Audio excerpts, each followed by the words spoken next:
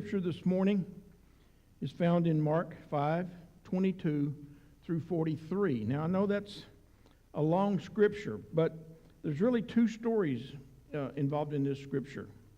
Actually, one story comes in the middle of another story. Two people who need Jesus in a very special way. Our story begins right after Jesus had healed a man who was possessed by a demon. You may remember the story. Jesus removed the demons, it was more than one, and sent them into a herd of hogs, a bunch of pigs. And when the demons got into the pigs all ran off a cliff into the lake and were all drowned. Then Jesus gets back in the boat and goes back over across the lake where he's met with a very, very large crowd. Our scripture that is found in Mark 5, starting with verse 22, says, "Then a leader of a local synagogue, whose name was Jairus, arrived. Suddenly, Jesus is approached by a man named Jairus. Jairus was a ruler of the synagogue, a holy man, one that believed in God. Today, we would call him a deacon. He was a man acquainted with the problems such as his, because there were many people that in his synagogue over the years that he had prayed for and tried to comfort when they had lost loved ones. You see, his daughter is sick at home, lying in bed. They tried everything that they knew to do. Nothing worked. Finally, the doctor said, "It's no use. She's going to die." Any parent that has ever had a sick child knows what took place then. He may have questioned God or even maybe blamed God for his misfortune. A feeling of anger, maybe even some self-pity. He wants to scream and holler,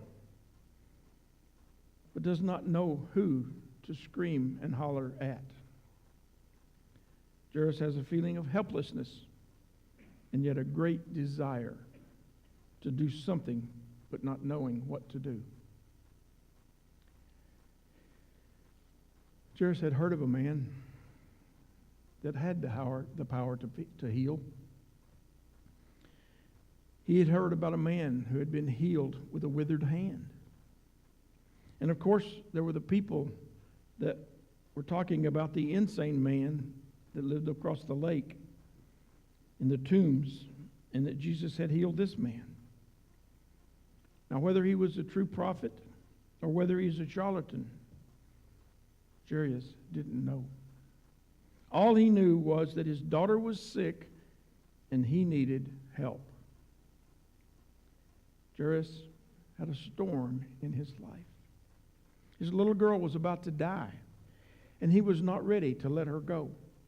His approach was a desperate one. Maybe you have a storm in your life today. Maybe you're feeling a little desperate this morning.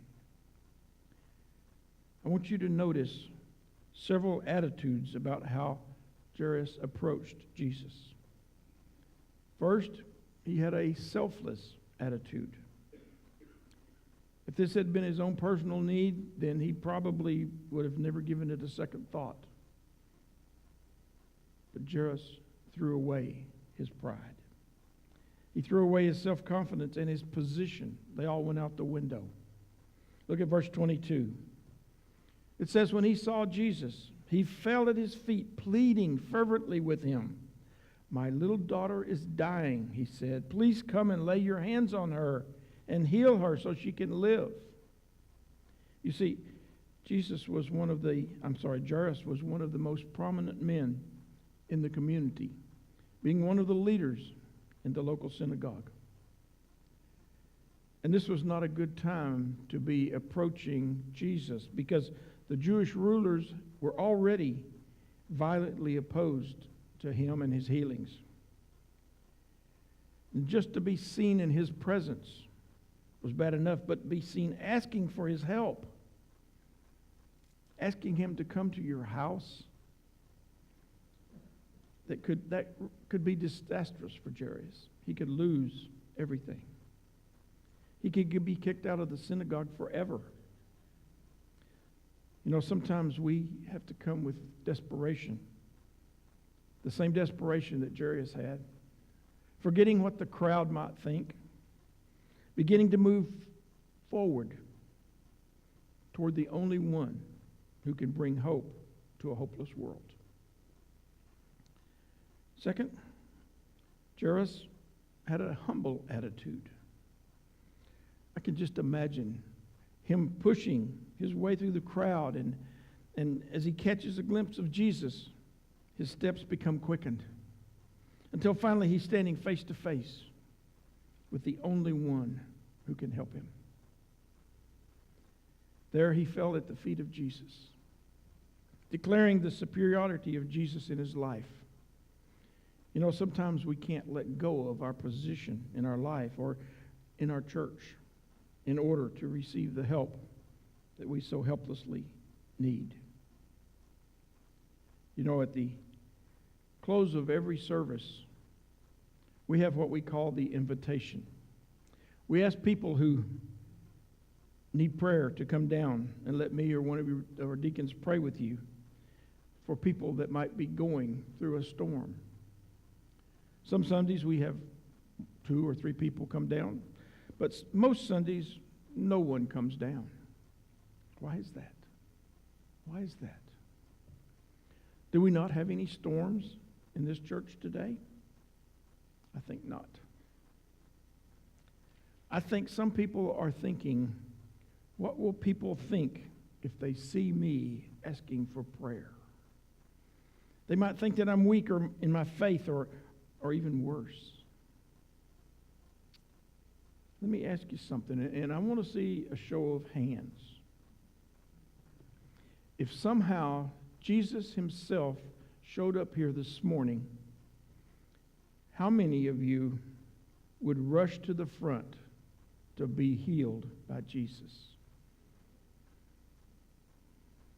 I would be first in line. Third, Jairus had a pleading attitude. Verse 23 says that this dignified man begged Jesus to come with him. Now, any dignified Jewish man would not be caught in public begging for help. They just wouldn't. But we see Jairus on his knees begging Jesus to come through his house. You know, sometimes we need to throw dignity out the window when the need is great enough. All of you know Jim and Mary Onion. Jim is the chairman of our deacons, and Mary has served as our youth minister for many, many, many years. I would call them leaders in our church, but I have seen both of them on their knees right here begging God for help when they needed help, and that was the only way they could get help. They didn't care what anybody thought. They had a need, and only God could help them. They have a pleading attitude. Fourth, Jairus had an expectant attitude. He refused to take no for an answer. He had no doubt. Again, in verse 23, he says, lay your hands on her. Heal her so she can live. Notice there's no might live or maybe be healed. He knew Jesus had the power to heal, and he trusted in him completely. Now, right in the middle of the Jairus story, we get interrupted. Little did Jairus know, as he pushed his way through the crowd, that there was someone else pushing their way through the crowd. And that person needed Jesus just as much as Jairus did. Verse 25 tells us a woman in the crowd had suffered for 12 years with constant bleeding. She had suffered a great deal from many doctors, and over the years she had spent everything she had to pay them, but she had gotten no better. In fact, she had gotten worse. I wonder if she may have heard Jairus telling his story to Jesus about his daughter, and maybe she thought, well, I better reach out while I can, because maybe Jesus only does one miracle a day, and I don't want to lose my chance. She was afraid Jairus was about to get the one miracle. Jairus stood as he walked toward Jesus. I see this woman bent over, maybe even crawling, hoping that no one would notice.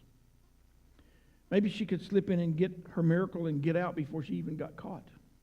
You see, Jewish law said that she was to avoid contact with people until she could prove that she was no longer sick. I noticed something very interesting, and I wonder how many others have noticed that. How long had the woman been suffering? 12 years. How old was Jairus' daughter?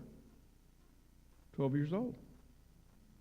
The woman had been suffering for as long as the daughter had been alive. Some problems seem to drag on, while others come suddenly. Something I also noticed in the woman's approach, just like Jairus, it was a hopeless approach. Jesus was her last resort. He was her final hope. She had been hemorrhaging for 12 years and had spent pretty much everything she had on doctors and cures, but nobody helped her. But Jewish law said that she was considered unclean and untouchable. Could this be the reason she slipped up from behind? Probably.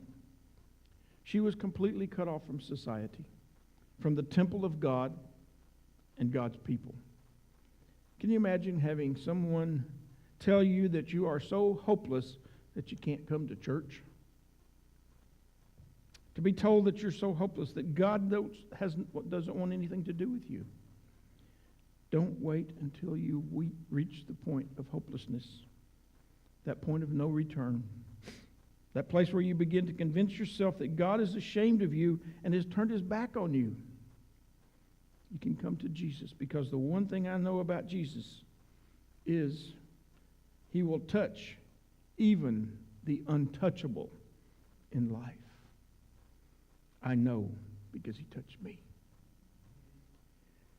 Maybe you feel like your situation is hopeless and everybody has told you that you'll never make it. Only in Jesus will you find peace and healing. I also noticed this woman's attitude. It was one of unworthiness.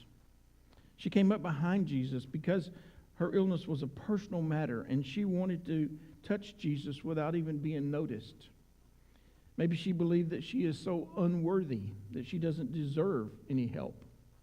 Maybe she's afraid of what the crowd might say, or worse, what they might do. You know, sometimes we just need to pray and stop digging for the details. Sometimes when someone asks you to pray, they just want you to pray and not pry. I wish people could come and ask for prayer without worrying about what other people are going to say about spreading their business. Sometimes when we ask for unspoken prayers, there will always be someone who feels like they need to know the details. And if they don't know the details, or if they can't find out the details, they'll just make something up. I hope that we will change that and understand the difference between praying and prying. Also note that she had an expected attitude just like Jairus. Verse 27 says she had heard about Jesus, so she came up behind him through the crowd and touched his robe. For she thought to herself, if I can just touch his robe, I will be healed. She didn't even need to touch Jesus' body. All she needed was just the tip of his cloak. Can I share something with you? When you touch Jesus, and I mean really touch Jesus, you'll know it. You will know it. Not only will you know it, but he will notice your touch. Verse 37 says, Jesus realized at once that healing power had gone out of him, so he turned around in the crowd and asked, who touched my robe? Now, I'm guessing there were several hundred people around Jesus. Even his disciples realized that with that many people around him, how could he even think about who could touch him. Verse 31 says, his disciples said to him, look at this crowd pressing around you. How can you ask, who touched me? Did Jesus not know who touched him? Look at verse 32. But he kept on looking around to see who had done it. And then the frightened woman, trembling at the realization of what had happened to her, came and fell on her knees in front of him and told him what she had done. Here we see she had an attitude of confession. Jesus had allowed the woman to be healed without any embarrassment at all. The healing had been done in secret, but the secret needs to be made public. She needed to come to the place where she was able to confess her faith in Jesus. Folks, when Jesus delivers you, you need to tell somebody. Verse 34, Jesus told her to go in peace. No longer did she need to live in fear of tomorrow.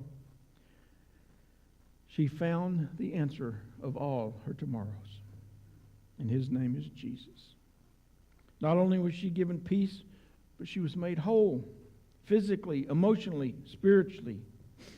Couldn't we use some of that today? But now the story turns back to Jairus.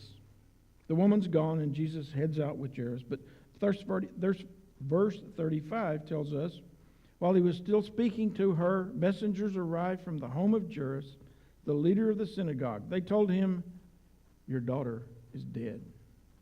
There's no use in troubling the teacher now. That's the news that no parent wants to hear. Your daughter is dead. It's over. There's nothing more you can do. Let's start planning for a real nice funeral. But the teacher is not through. Look at verse 36. But Jesus overheard them and said to Jairus, don't be afraid, just have faith. Jesus says, just have faith. He doesn't tell him that his daughter is not dead because he knows his daughter is dead. Jesus wants Jairus to have faith that he can raise her from the dead. If you have faith, there's no need for fear. Long story short, Jesus goes to the house and it's filled with mourners. In those days, you could hire professional mourners to come and mourn over the dead. They're weeping and wailing all over the place.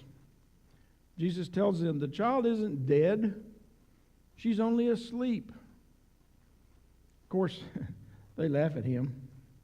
But he makes them all leave except for Peter, James, and John. This is important because Jewish law says that there must be 2 or 3 witnesses for a miracle to be verified. With the parents, there were 5 witnesses to this miracle. Our story ends in verse 41. Holding her hand, he said to her, Talitha cum, which means, little girl, get up. And the girl, who was 12 years old, immediately stood up and walked around. They were overwhelmed and amazed. We're still amazed when we see miracles today, aren't we? Jesus heals the little girl, but this time there's something a little bit different. In verse 43, he says, don't tell anyone. He just raised somebody from the dead, and he says, don't tell anyone. Why in the world would he do this? Could it be that when Jesus put the professional mourners out, that they went around telling everybody that the girl wasn't really dead? Maybe Jesus was trying to save them embarrassment of all the gawkers that were there. Those are people who show up just to see what's happening. They aren't really interested in the person or the miracle. There were many in the crowd that day, and some wanted to see, and some wanted to be seen. There were many who bumped into Jesus that day, but only one who actually touched him. Many came gawking, but 2 came searching. Searching for an experience they'd never known before. Let me ask you, why did you come today? Was it to be seen or to see? Do you come to gawk, or do you come searching for that same experience with Jesus? Did you come looking for something that only Jesus can give?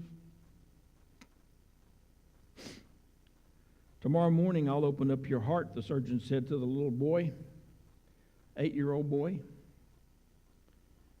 The little boy said, "You'll find Jesus there." The surgeon continued, "I'll open up your heart and I'll check for damage." The little boy said, "You'll find Jesus there." The surgeon said, "When I see the damage, I will suture you back up, and then we will think about the next step. You'll find Jesus in my heart because my Sunday school teacher told me so. She said it's in the Bible. Besides that, our Sunday school teacher, our songs say that he lives there." The surgery took place the next day. And after the surgery, the surgeon began to make notes of what he found. In his mind, there was no hope and there was no cure. The little boy would die within a couple of months. The thought began to get to the doctor, and all of a sudden the doctor shouted to God, "Why did you do this to this little boy? Why can't he live a normal life?" God spoke to the surgeon's heart. And he said, "The boy is part of my flock, and he will always be a part of my flock. When he's with me, there will be no more pain and suffering. He will have comfort and peace. And one day, his parents, as well as you, will join him, and my flock will continue to grow." The next day, the surgeon went to the little boy's room and sat down with the parents beside the bed.